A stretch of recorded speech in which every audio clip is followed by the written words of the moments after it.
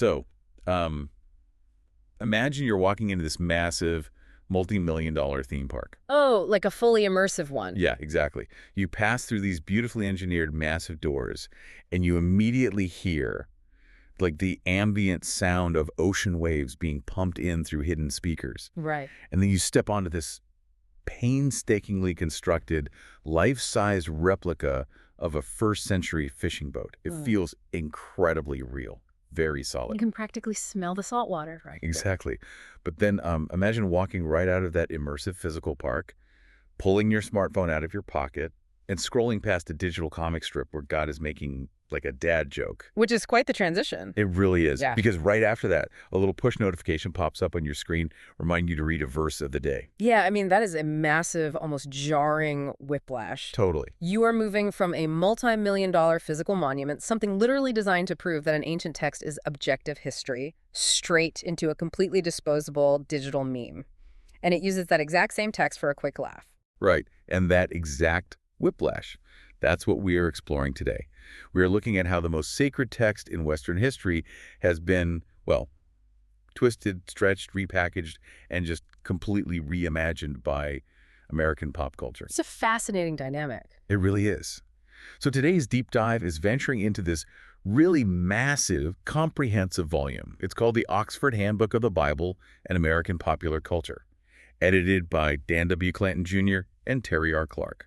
And we're going to unpack a really core premise here because, we usually think of reading a sacred text as this one-way street. Like you open the book and you read the words. Right. You read the words and the words just impart their original meaning to you, pure and simple. But the reality is way more complex than that, right? Absolutely. This handbook argues that there is this deeply reciprocal relationship between the Bible and American pop culture. We don't just passively read the text. We filter it. Exactly. Our culture actively filters it, it morphs it, weaponizes it, and commodifies it, and then the text, in turn, shapes the very bedrock of our culture right back. It's sort of like walking into a mirror maze at a carnival. Oh, I like that. Yeah, like you walk in knowing what your original reflection looks like, but the second you step inside, everywhere you turn, your reflection is stretched out or distorted or colored by the glass. And you raise your hand, and 100 warped versions of you raise their hands back. Right. And eventually that reflection just becomes your reality. You start navigating the maze based on the distortions, not the original image at all. That is actually a perfect analogy, because the original image of the ancient text, it just fractures into a million different reflections the second it hits the unstoppable multi-billion-dollar machinery of American consumerism. It really does. And to give you, the listener, a really good shortcut to understanding this massive intersection of theology, media, and society, we are going to explore the full breadth of this handbook today. But we should probably set our parameters early on, right? Yes, definitely. Just to be clear, when this research refers to the Bible, it's primarily pointing to the Christian Biblical Library of Texts. Because that's the version most heavily commodified in the U.S. Exactly. And when the handbook discusses American culture, it is explicitly focusing on the United States. Though, it fully acknowledges that U.S. pop culture is arguably its most potent global export. Right, it goes everywhere. So to really understand how physical and, tactile this reciprocal impact is, let's start with those theme parks I was talking about earlier. The physical spaces. Yeah. It's wild how we build these huge physical monuments just to lock down the meaning of a story. I really want to talk about the Museum of the Bible in Washington, D.C., which opened up, I think, back in 2017. It is a truly fascinating case study. Scholars actually call this the lived or performative Bible. Okay, performative. Yeah, because the museum is this massive, highly funded institution situated right in the heart of the American political landscape. And it was primarily funded by the Green family. Right. They own the craft store chain, Hobby Lobby. Yeah. And it's basically impossible to look at this space without looking at the broader ecosystem it exists in. You really can't separate them. No, you can't, because the museum's founders were the actual plaintiffs in the Burwell v. Hobby Lobby Supreme Court case, Yeah. which, was all about religious exemptions for corporations. Right. Plus, the museum itself has had to navigate some really massive controversies. Oh, heavily documented ones. Yeah, like having to return thousands of illicitly acquired artifacts back to the Iraqi government. Mm-hmm. And they also had to deal with manuscript fragments that they bought from an Oxford professor which actually turned out to belong to the Egypt Exploration Society. Exactly. And we're just reporting the facts here, but those documented cultural and legal realities completely shape the footprint of the institution. They absolutely do. And those realities really inform the tension at the heart of the museum, because the Museum of the Bible presents itself to the general public as nonsectarian. Which means they market the space as this neutral global educational institution. Right, like it's just a place to objectively explore the history of an ancient book. But when cultural scholars walk through the physical layout and really analyze the design choices, they find something entirely different. What do they find? They find a space that promotes a highly specific Protestant evangelical worldview. Okay, yeah. The handbook actually details a walkthrough of one of their exhibits. I think it's called The World of Jesus of Nazareth. That's the one. And honestly, reading about it, it sounds less like a standard museum exhibit and way more like stepping onto a Hollywood movie set. It's a fully semi-immersive walking tour. Yeah, you walk in and you're surrounded by these huge stone walls etched with scriptures. You hear ambient sounds of like bleeding animals, and there's this soft harp music playing in the background. They really set the scene. They do. You step into a literal replica Hmm? of a first-century village. And they even have actors playing historical figures. Yes, there is actually a mikvah, which is a Jewish ritual bath, and an actor playing a first-century villager named Jeremiah. And he just sits there on these stone stairs and talks to the visitors about the ancient sacrificial system. That is so immersive. And then the exhibit ends in this serene room filled with quiet ocean sounds, which is supposed to place you right on the banks of the Sea of Galilee. Right. Which is wild to me because geographically speaking, Nazareth is, what, like 30 kilometers away from the Sea of Galilee? Yes, give or take. Yeah. So they've literally collapsed real geography just to create a specific emotional vibe. And that geographical collapse is exactly why scholars like Stephen L. Young argue that these spaces are not actually about history, they are sites of myth-making. Myth-making. Exactly. The meaning of the exhibit doesn't come from objective archaeology. It comes from the interaction between the physical space and the cognitive landscape of the person visiting. The museum is deploying what they call a rhetoric of biblical exceptionalism. Okay, wait, break that down for me. What exactly does a rhetoric of biblical exceptionalism look like when you're just, walking through a room with fake ocean noises? Well, it means the space is carefully designed to make one specific theological narrative feel historically dominant. It makes it feel undeniable and normative. Ah, I see. When an evangelical visitor walks through that specific exhibit, they aren't really learning brand new historical facts. They are being given a physical, tactile space that validates their pre-existing worldview. It confirms what they already feel. Right. It takes their internal faith and makes it external and makes it concrete. It really is the exact same psychological mechanism as going to Star Wars. Galaxy's Edge at Disney World. Oh, that's a great point. Like when a diehard fan walks into a physical, life-size Millennium Falcon, they feel this intense, overwhelming validation. The story they love is suddenly something they can actually touch. It's real to them in that moment. Exactly. So a visitor walking through the Museum of the Bible experiences that exact same material, pleasurable reminder of who they are and what they believe. It makes the abstract feel undeniably real. And we actually see this exact same impulse taken to an even greater extreme at the Ark Encounter and the Creation Museum in Kentucky. Oh, right, the Kentucky spaces. Yeah, these are analyzed in the handbook by James Biello and Valerie Ziegler. Okay, the Ark Encounter. This is that massive, life-size replica of Noah's Ark, right? Built strictly on young Earth creationist theology. That's the one. But here's where it gets absolutely fascinating to me. The actual text in the book of Genesis about the Ark is incredibly brief. Very sparse details. Yeah. Gives a few dimensions for the boat, tells Noah to grab the animals, and that's about it. It gives zero practical engineering information about how a handful of people would actually survive on a wooden boat with thousands of animals for an entire year. None at all. So the creators of the museum had to do an incredible amount of what the handbook calls gap filling. Yes, and the gap filling is arguably the most revealing part of the entire project, because to make a life-size replica work as an educational exhibit, they literally had to invent complex waste management systems. Wait, they invented plumbing for the Ark? They had to. They designed hypothetical water purification methods, ventilation shafts, and intricate animal care protocols. That is wild. They even had to design enclosures for dinosaurs because young Earth creationism dictates that dinosaurs and humans coexisted before the flood. But wait, I have to ask, by inventing all of that ancient plumbing and ventilation, aren't they basically just writing their own fan fiction at that point?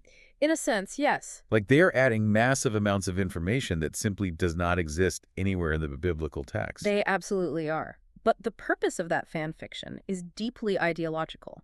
By filling in these massive textual gaps with seemingly plausible engineered mechanical solutions, they are attempting to make a young Earth creationist worldview appear scientifically robust. Ah, so it looks like science. Exactly. If they can show you how the plumbing might have worked, then the entire theology suddenly feels like a historical fact. They are turning a very brief, ancient mythic narrative into an immersive, highly detailed, physical reality. But I'm going to push back on this a little bit. Go ahead. If these museums are claiming to be educational spaces, doesn't this intense focus on historical realism, like building literal plumbing systems and piping in fake ocean sounds, doesn't that actually run the risk of reducing a complex, layered spiritual text into a dry historical textbook? That is a huge debate. Right. Right. Like, if the Bible is supposed to be this book of poetry and theology, aren't they kind of missing the point by treating it like an IKEA instruction manual? That is the exact core tension scholars point out in the handbook. When you materialize the Bible to this extreme degree, you are locking down its interpretation. You're cementing it. Literally and figuratively. You are explicitly telling the visitor, this isn't an allegory, this isn't a spiritual metaphor, this is a literal feat of engineering. And that is a very specific modern theological stance masquerading as neutral ancient history. That makes so much sense. But, you know, building million-dollar theme parks isn't the only way people physically perform the Bible. The handbook also takes us to the Philippines to look at participatory fan cultures during Holy Week. Oh, yes. This was a really jarring transition in the text, but honestly a brilliant one. The handbook details how believers in the Philippines engage in literal physical crucifixions, Yes. like public flagellations and these elaborate street cosplays where people dress up as Roman soldiers and biblical figures. It is a fully lived, visceral performance of the narrative. It is the ultimate embodiment of the text because Right. it's not some sanitized, air-conditioned museum exhibit that you passively walk through. Right. You aren't just looking at a diorama. No, it is a story that individuals physically endure. They bleed for it. They sweat for it. And the contrast is just so striking. Mm-hmm. Because in Washington, D.C., you have massive wealth building this static monument to validate a worldview. But then in the Philippines, you have everyday people using their own bodies, their own literal pain, to intimately connect with the suffering of their deity. Both are physical performances of the Bible, but the motivations, and obviously the executions, are worlds apart. It perfectly proves that the Bible is not a static document. It is a dynamic script. The script. People use it to physically construct their reality, whether that means pouring millions of dollars into concrete and wood or, taking to the streets in costume. So we build these physical monuments and perform these lived experiences to lock down the meaning of the stories. But we don't just do this with buildings and street parades. We do it with the characters themselves, right? Absolutely. I mean, think about the massive cast of characters in the Bible. They aren't just ancient historical figures anymore. They've basically been drafted as modern foot soldiers in our cultural debates. That is a great way to put it. American pop culture rarely deals with the strict canonical versions of biblical figures. Instead, these characters become multivalent cultural artifacts. Meaning they hold multiple meanings at once. Exactly. They become proxies for whatever we happen to be currently arguing about as a society. Let's start with the most foundational figures of all, Adam and Eve.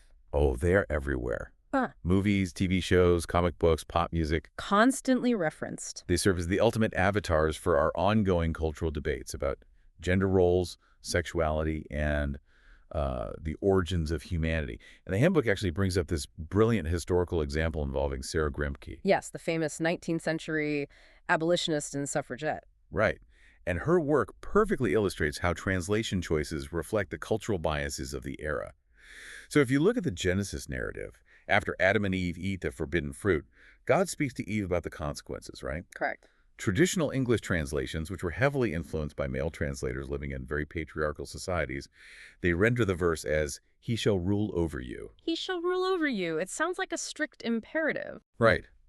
It sounds like God is handing down a literal commandment, legally instituting this hierarchy where men are inherently in charge of women. Exactly. It presents female subjugation as a direct divine design. But Grimke looked at the original text and argued something completely different. She argued that it should be translated as a prediction, not a command. Or prediction. Yes. She wrote that male translators, who were entirely accustomed to exercising lordship over their own wives, instinctively chose the word shall instead of will. Which changes absolutely It everything. really does. Because if the translation is, he will rule over you, it's not a command at all. It's a tragedy. It's God describing the tragic consequence of the fall, like a description of how broken and messed up human society is going to become. Exactly. It turns the entire verse from a divine endorsement of patriarchy into a lamentation over human brokenness. The interpretation of that single ancient word hinges entirely on the cultural anxieties of the 19th century. Adam and Eve are basically being used to fight a proxy battle over women's rights. That is amazing. And we see this exact same dynamic today, especially in debates over science. Think about the famous public debate a few years ago between creationist Ken Ham, the guy behind the Ark Encounter, and science educator Bill Nye. Oh, right. The Bill Nye debate. Ham basically uses the characters of Adam and Eve to argue for the absolute, literal authority of a sacred text over human scientific observation. Yes.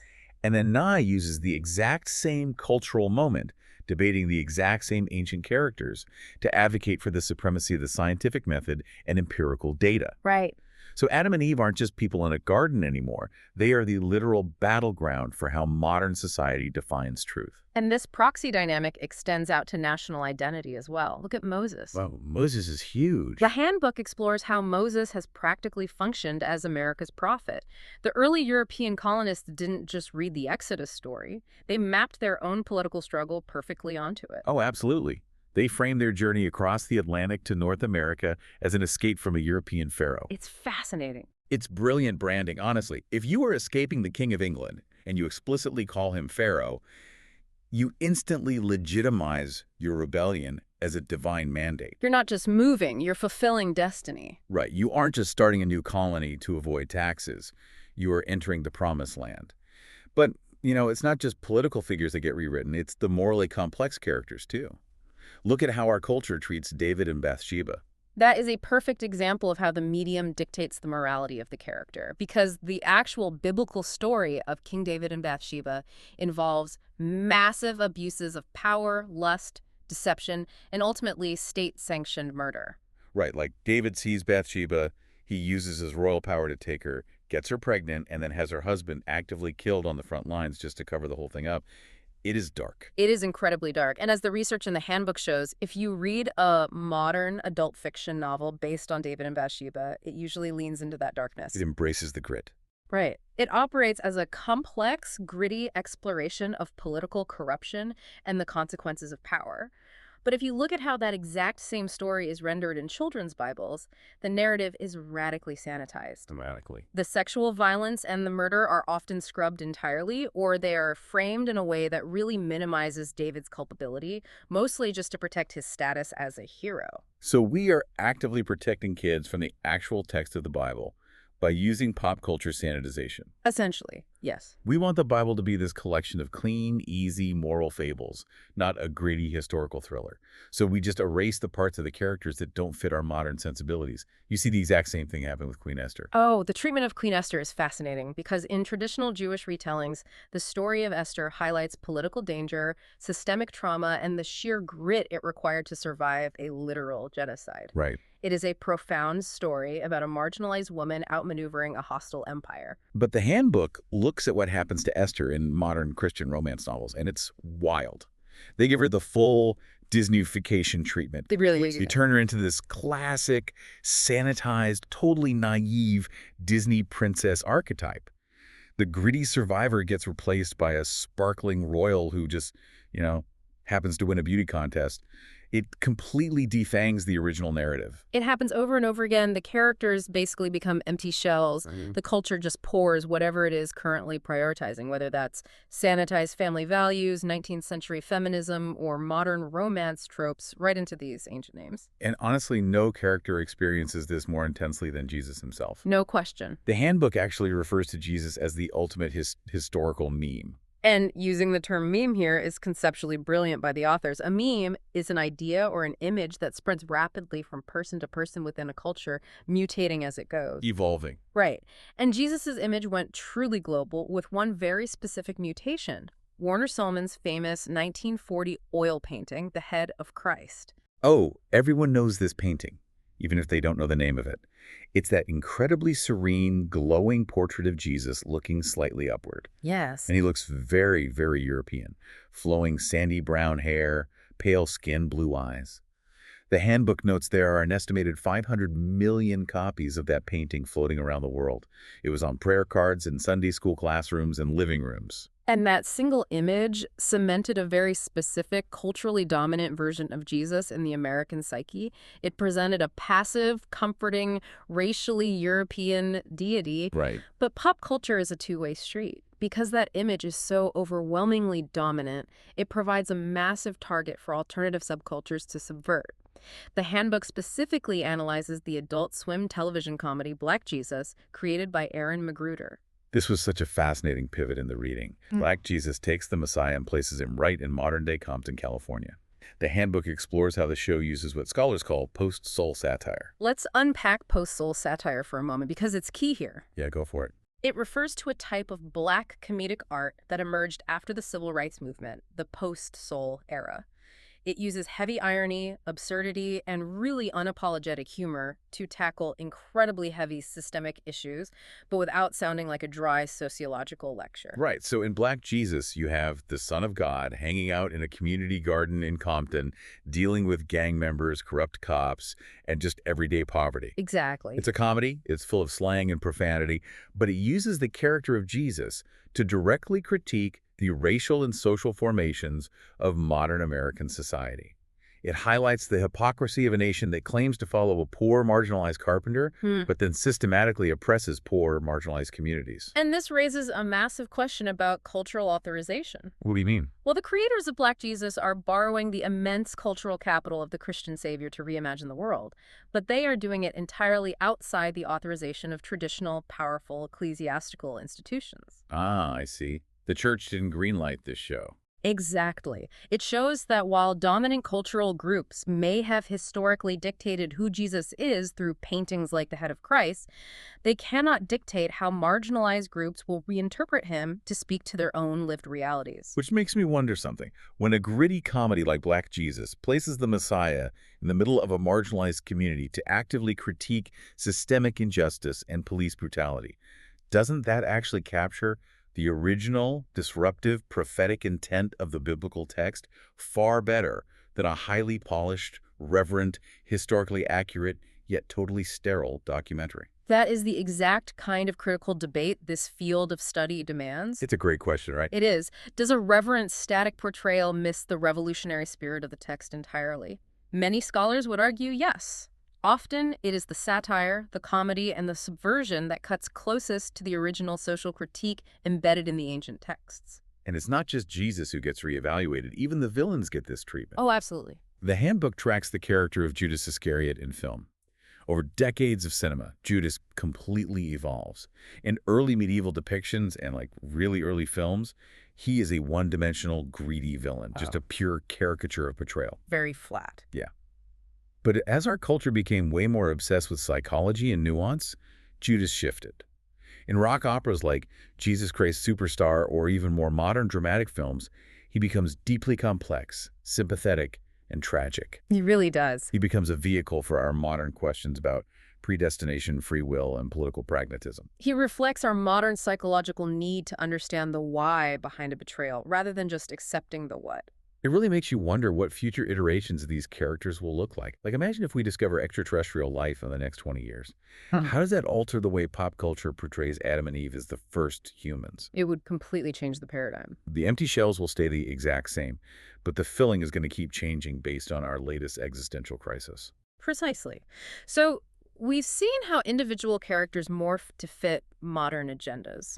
But the Bible isn't just a collection of character studies. It deals with massive, world-ending cosmological The themes, big stuff. the really big stuff. And American pop culture has to figure out how to handle the beginning of the world, the structure of society, and most importantly, the end of it all. Which takes us right into the massive themes of creation, covenant, and the apocalypse. Let's start at the beginning of the universe.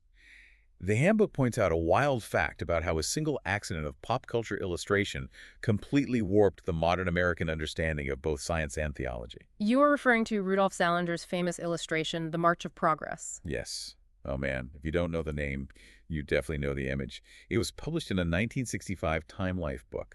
It's the illustration showing a knuckle-dragging ape on the far left, and then a sequence of hominids slowly standing up straighter, growing less hairy, until it ends with a fully upright modern human on the far right. It has been parodied a million times. The visual power of that image is undeniable, but scientifically it is disastrous Why is that so bad? because it visually implies what philosophers call teleology, the idea that evolution has a specific goal or a predetermined endpoint. It makes evolution look like a straight line, a steady, intentional march toward the perfection of the modern human. But that's not how evolution works at all. Evolution is this messy, branching bush of mutations and dead ends, not a clean staircase to human perfection. Exactly. But because that pop culture image was so visually catchy, it became the default way the general public understood the concept. And here is where the reciprocal relationship really kicks in. That massive scientific misunderstanding, generated completely by pop culture, was immediately seized upon by religious groups. Oh, this part blew my mind. Because the image implies a straight line of progress, creationist literature constantly uses the March of Progress as a straw man. They point to the image and say, look, science claims there is a perfect, unbroken chain of transitional fossils, but where are the missing links? They are attacking a pop culture drawing, not actual evolutionary biology, to defend their literal reading of Genesis. That is mind-blowing to me. A magazine illustration accidentally created a teleological bias in the general public, which then became the primary weapon fundamentalists use to argue against science in favor of the Bible. You literally cannot disentangle the biblical text from the pop culture assumptions that surround it. It is a completely closed feedback loop. Now, moving from the creation of humanity to the formation of society, the Handbook also explores the biblical theme of covenant. The covenant, right? In the ancient Near East, a covenant was a binding treaty between a deity and a people group. God promises protection, the people promise obedience. And the Handbook looks at how that ancient tribal idea was translated seamlessly into American civil religion.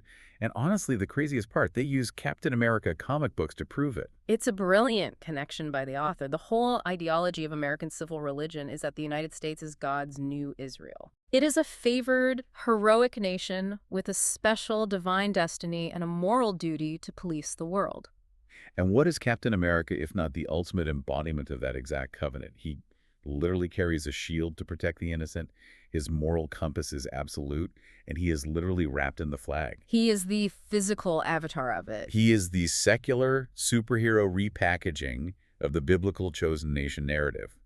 We took the theological concept of the covenant, stripped out the ancient Hebrew context, and slapped it onto a super soldier punching Nazis. We map our national anxieties right onto prophetic templates. You see this heavily in science fiction and fantasy, too. Franchises like The Matrix, Game of Thrones, and the rebooted Battlestar Galactica lean heavily on biblical prophetic tropes. Oh, for sure. They all feature a chosen one, cryptic visions, and a predetermined destiny that must be fulfilled to save humanity. But let's be honest, as much as we love a chosen one, nothing sells in pop culture quite like the end of the world. The Handbook dives really deep into the apocalypse and the rapture. People love the end times. They really do. End-of-the-world media is everywhere. Supernatural, The Walking Dead, Good Omens, The Last of Us. But there is a profound shift happening in how we end the world in these stories. Historically, the apocalypse in Western culture was viewed through the lens of the Book of Revelation. It was a divine judgment. God was angry and God was raining down fire to cleanse a sinful earth. Right. But modern pop culture has shifted that mechanism entirely. The Handbook highlights Margaret Atwood's Mad Adam trilogy as a prime example. Oh, I love those books. Yeah. In Atwood's world, the apocalypse isn't a fiery judgment from the sky at all. It is a genetically engineered plague triggered by corporate greed and environmental collapse. Yeah. She borrows all the catastrophic, ground-clearing, terrifying imagery of the biblical apocalypse, but she entirely removes God from the equation. It represents a massive shift in cultural anxiety. Right. The mechanism of the end is no longer divine wrath. It is human ecological negligence and technological hubris. We are still terrified of the end, but we have replaced the angry deity with our own carbon footprint. And yet, on the exact opposite side of that spectrum, you have the intense commercialization of the rapture. Okay, this is where we need to pause. Go ahead. Because a lot of people think the rapture, the idea that all true believers will instantly vanish into heaven, leaving their clothes behind while the earth plunges into chaos, a lot of people think that is just basic ancient Christianity. It is absolutely not. Right. The rapture is a relatively modern theological concept born from a 19th century interpretive framework called dispensationalism. Dispensationalism? Yeah, dispensationalism divides history into distinct eras or dispensations and predicts a very specific sequence of end times events. So it's not something you find explicitly described in the early church at all. It was popularized and exploded into mainstream American culture through incredibly lucrative pop culture properties. Highly lucrative. I'm thinking of the Left Behind book series, which sold tens of millions of copies, and even earlier, terrifying Christian indie films like the 1972 movie A Thief in the Night. Those media properties essentially turned a niche theological framework into an entire industry of fear and anticipation. They weaponized the anxiety of the Cold War and the atomic age, mapped it onto a modern reading of Revelation, and sold it back to the public as thrilling, apocalyptic entertainment. But what happens after the world ends? What happens to us? That's the million-dollar question. The Handbook explores heaven, hell, and the afterlife. And this is where human imagination really goes off the rails, mostly because the Bible actually says very, very little about the specific, practical details of what happens after you die. The biblical texts offer poetic imagery, streets of gold, choirs of angels, a new Jerusalem, but almost zero logistical detail. As the scholar N.T. Wright points out, because the text is so sparse, human imagination has been forced to fill in the gaps. And we fill them in with what we know. Exactly. Because modern society has largely lost the traditional, symbolic vocabulary of the ancient world, we have to relearn the afterlife using the only vocabulary we have left: modern consumerism. The analogies the Handbook brings up for this are hilarious and deeply accurate. Think about how terrifying and alien the ancient biblical heaven actually was. The prophet Ezekiel describes the divine throne room as being filled with wheels within wheels, covered in eyes, with burning seraphim. It is abstract, terrifying, and incomprehensible. Completely incomprehensible. Now, compare that to how modern pop culture depicts heaven. It's basically a cosmic HR department. Yes. Look at a show like The Good Place or older movies like Defending Your Life. Heaven is depicted as an incredibly complex bureaucracy with filing cabinets, point systems, and middle management angels. Or, conversely, it's depicted as an idealized, suburban gated community where you get to reunite with your childhood golden retriever and play golf forever. We have literally replaced divine terror with corporate bureaucracy and suburban comfort. Why? Because bureaucracy and suburbia are systems we understand and feel we can actually control. This domestication of the afterlife is heavily driven by modern consumerist desires and therapeutic needs. We don't want a terrifying encounter with the divine. We want a relaxing retirement. And this domestication extends to hell, too. The Handbook traces the evolution of hell from the terrifying physical torments of Dante's Inferno in the Middle Ages all the way to modern evangelical hell houses. Hell houses are a uniquely American phenomenon. They are essentially haunted houses put on by churches around Halloween, but instead of ghosts and goblins, they are designed to scare teenagers into salvation. By depicting modern sins. Right, like drug use or attending a rave and then showing the supposed demonic eternal consequences of those actions. It is theatrical trauma. But even within the church, the cultural anxiety over damnation is shifting, right? Look at the massive controversy surrounding megachurch pastor Rob Bell and his book Love Wins. That was a huge cultural moment. He essentially questioned the traditional view of an eternal, conscious, torturous hell, suggesting that maybe God's love eventually wins everyone over. and the evangelical subculture absolutely exiled him for it. The debate over the mechanics of hell became a literal litmus test for cultural belonging. And if a secular culture rejects both the bureaucracy of heaven and the trauma of hell, pop culture provides a third option for contemplating post-corporeal existence: the undead. Zombies and vampires. Exactly. The massive rise in zombie and vampire fiction is a secular way to process the separation of body and soul. But what happens to the body when the soul is gone? A zombie is the ultimate materialist nightmare, a body that consumes without consciousness. I have to challenge this whole apocalypse obsession, though. Okay, let's hear it. The handbook suggests we are drawn to apocalyptic media out of fear. But if zombies, plagues, and the rapture are more popular now than ever, is it really because we genuinely fear the end of the world? Or is it because deep down we secretly crave it? You mean an escapist desire for destruction? Yes. Think about it. Modern life is suffocating. We have late-stage capitalism, crushing debt, endless digital burnout, complex political gridlock. Doesn't a part of the human psyche secretly crave a ground-clearing event? A fresh start? Exactly. Yeah. An apocalypse that wipes away all the unmanageable complexities of modern life and just lets us go back to basic instinctual survival. We don't want to pay taxes. We just want to scavenge for canned beans. I completely see why you'd think that. And there is certainly a cathartic, escapist element to watching the systems we hate burn down on screen. But the data in the handbook suggests it is also deeply rooted in a historical anxiety about a loss of control. Oh, interesting. When the geopolitical landscape feels utterly out of our hands, projecting an apocalypse allows us to narratively contain the disaster. We can watch a hero survive it, which gives us a false sense of mastery over our real-world anxieties. That actually makes sense. We simulate the end of the world to convince ourselves we could survive it. But these massive themes, creation, the afterlife, the apocalypse, they don't just float invisibly in the ether. They have to be delivered to us.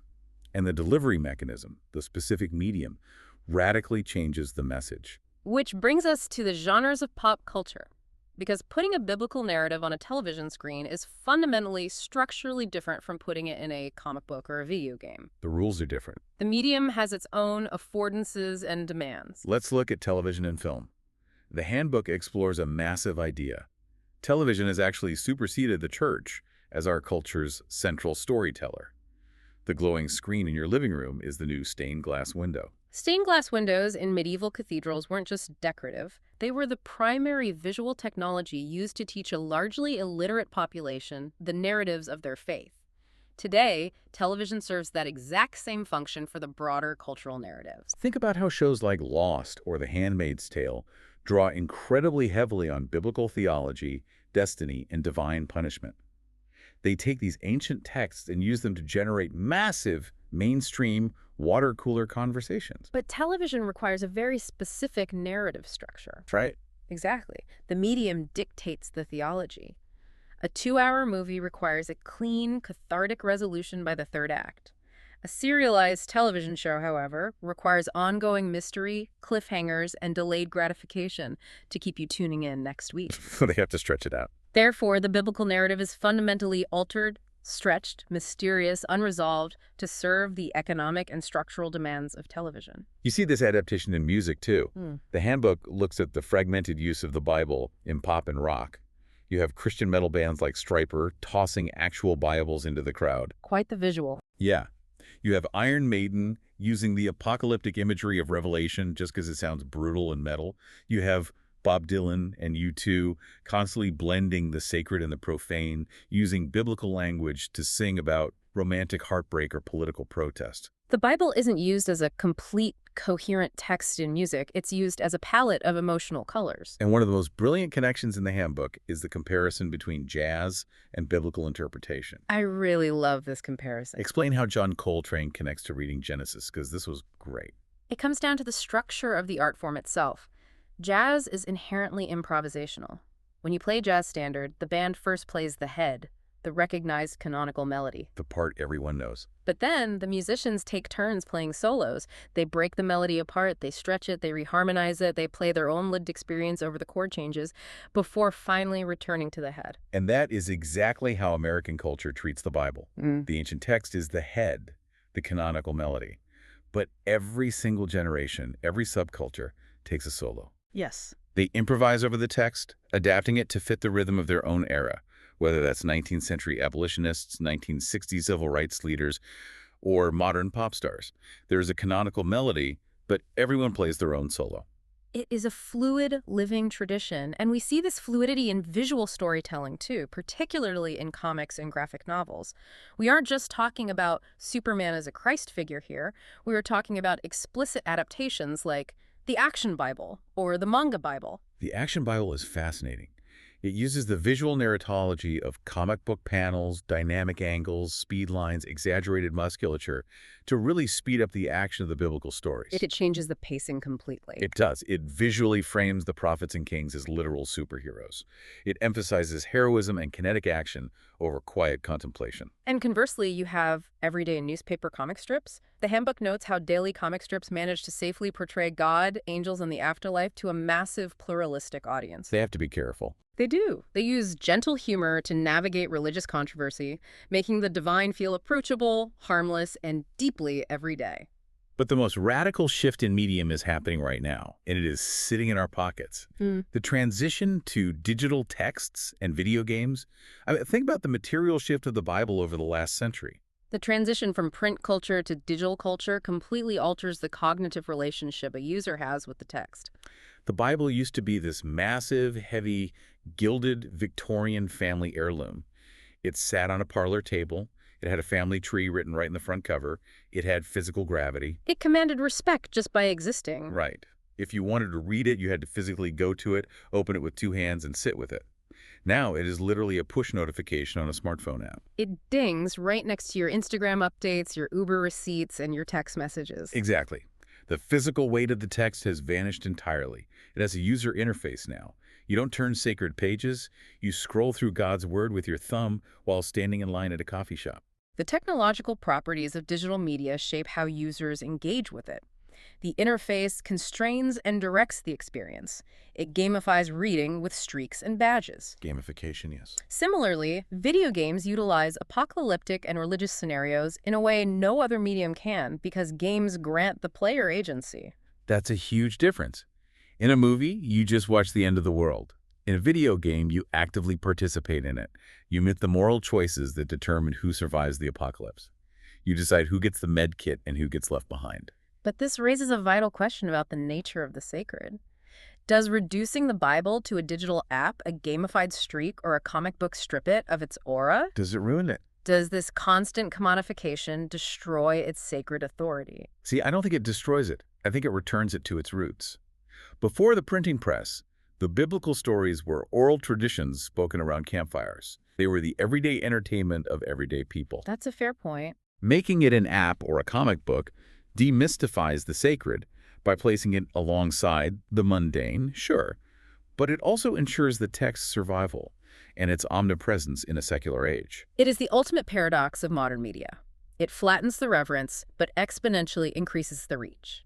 So with the Bible permeating absolutely everything, from Captain America to jazz solos, from young earth plumbing systems to push notifications, how do academics even begin to study this chaotic collision without just getting completely lost in the noise? That brings us to the state of the field itself: methodology, pedagogy, and publishing. Historically, studying popular culture was viewed with deep suspicion by the academic elite. The Handbook kicks this off with a great anecdote about the animated TV show King of the Hill. There's a joke in the show where the characters are openly mocking the idea of someone getting a degree in popular culture. Right, it was seen as a joke. For a long time, academia turned its nose up at pop culture. It wasn't considered serious scholarship. Serious scholars dug up ancient pottery in the Middle East or translated dead languages. They didn't write papers on the Matrix. But that elitism completely misses how culture actually functions. The Handbook proves why this methodology is vital.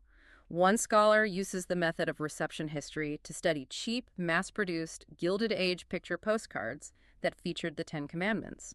By studying these cheap, disposable items, he revealed how the Bible was being used as a commodity to generate profit and shape middle-class morality. It proves that studying pop culture is not second-class scholarship. Not at all. If you want to understand what a society actually believes, you don't just read the high theology of its elite priests. You study how ordinary people use the text in their daily lives. Pop culture is the actual stage where capitalism, race, gender, and politics clash with ancient texts. It is the raw data of societal values. And we have to figure out how to teach this effectively. The handbook notes that in modern secular universities, actual biblical literacy is shockingly low. Oh, I believe it. Students know the pop culture memes, but they don't know the original stories. They know the Black Jesus sketch, but they don't know the Sermon on the Mount. They know the Left Behind movies, but they've never read Revelation. To combat this, educators advocate for problem-based learning. Instead of just lecturing on ancient history to a room full of disconnected students, educators use the pop culture artifacts themselves to get students to engage with massive meta questions. Meeting them where they are. Yes, you show them a clip from a zombie movie to start a discussion about the philosophical nature of the soul and bodily resurrection. You work backward from the pop culture they know to the ancient texts they don't. And as scholars publish this research, the handbook breaks down 3 distinct lenses they use.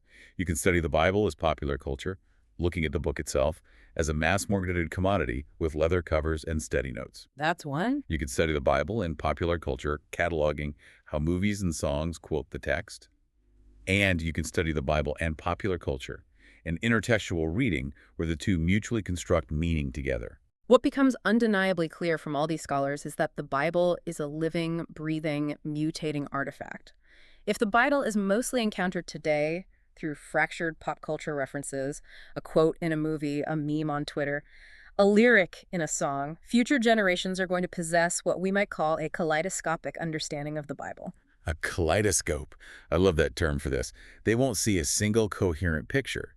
They will see a fragmented, colorful, shifting pattern made up of dramatic, highly curated highlights. Exactly. They will know the dramatic beats, the flood, the crucifixion, the apocalypse, but completely untethered from their original ancient historical and theological contexts. I have to ask, though, as scholars sit around dissecting these pop culture artifacts, using advanced academic theories and structuralist critiques to analyze a Batman comic or an Adult Swim cartoon, do they risk completely missing the point of why an ordinary person just enjoyed it? Do they ruin the fun? Yeah. Do we run the risk of overcomplicating serious fun? Sometimes a superhero punching a bad guy is just a superhero punching a bad guy. It is a highly valid critique, and one the field constantly wrestles with. If we lose the joy, the visceral thrill of a good story, the terror of a scary movie, or the groove of a catchy song, we lose the very reason it became popular in the first place. The best scholarship in this field maintains analytical rigor without ever losing sight of the human pleasure of entertainment. Which brings us to the end of our mirror maze. Pulling all these massive threads together, let's look at the comprehensive summary of this journey through the Oxford Handbook of the Bible and American popular culture. We started with physical spaces, museums, and theme parks that literally build theological worldviews out of concrete, wood, and fake ocean sounds to validate modern ideologies. We watched ancient foundational characters like Adam, Eve, Jesus, and Judas act as empty shells, morphing and shifting across centuries to hold the specific anxieties of modern feminism, systemic racial justice, and psychological complexity. We saw the massive, terrifying, world-ending themes of the apocalypse and the afterlife transformed. Divine judgments became environmental warnings in sci-fi novels, and the terrifying throne room of God became a bureaucratic HR department to soothe our suburban anxieties. We explored how the very medium of transmission alters the theology, from the heavy, authoritative print of a family Bible to the serialized cliffhangers of television, the improvisational solos of jazz, and the gamified agency of a video game. And finally, we saw how scholars are building new frameworks to take this chaotic, beautiful, commodified collision seriously. So what is the ultimate actionable takeaway for you, the listener, from this deep dive? Yeah, what's the bottom line? The main insight you should walk away with is this. You never, ever encounter the Bible in a cultural vacuum. Every single time you see a biblical reference, whether it is a meme on your phone, a plot point in a post-apocalyptic TV show, a joke in a comic strip, or a headline about a political debate over a theme park, you are witnessing a highly complex historical negotiation. A negotiation. Yes. You're watching an ancient text negotiate with our modern desires, our deep-seated fears, and our massive capitalist structures. The Bible shapes our society, absolutely, but our society actively, relentlessly curates, filters, and shapes the Bible right back. It is never a one-way street. It is a two-way mirror, and that leaves me with one final, slightly haunting thought for you to chew on as we wrap up today. We've talked extensively about the shift to digital apps, memes, and video games. But human culture is currently rushing headlong into a brand new era dominated by generative artificial intelligence. The next major medium shift. Exactly. And think about how AI learns. It is trained on the massive fragmented data of the internet. It is trained on the movie scripts, the sci-fi tropes, the Reddit arguments, the political speeches, the comic books, and the exact pop culture fragments we've been discussing today. All of it goes into the machine. Right. If AI is absorbing all of these kaleidoscopic reflections, what entirely new, bizarre, and uniquely American version of the Bible will the algorithms of the future spit back out to us? The reflection in the maze is about to change once again, and honestly, we have no idea what it will look like. Thanks for joining us on this deep dive. The next time you look in the mirror of pop culture, take a really close look at who is looking back. We'll see you next time.